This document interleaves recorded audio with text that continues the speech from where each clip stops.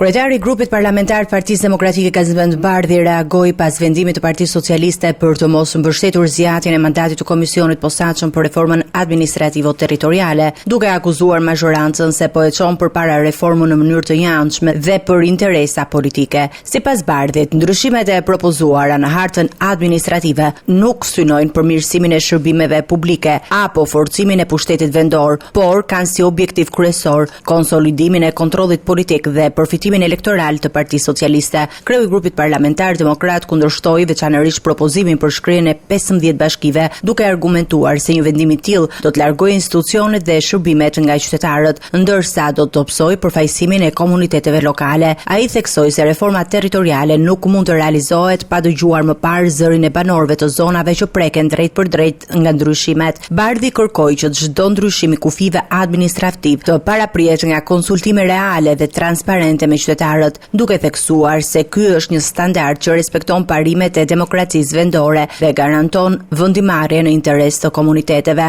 Në të njëjtën linjë u shpreh dhe deputetja e Partisë Demokratike Jorida Tabaku. Ajo deklaroi se propozimet e socialistëve nuk adresojnë problemet reale të pushtetit vendor, por synojnë të riformatojnë hartën administrative për interesa elektorale. Sipas Tabakut, Shqipëria ka nevojë për një reformë të vërtet decentralizimi që fuqizon bashkitë, rrit autonominë vendore dhe afron shërbimet me qytetarët, e jo për një proces të dedikuar nga interesat politik të majorancës.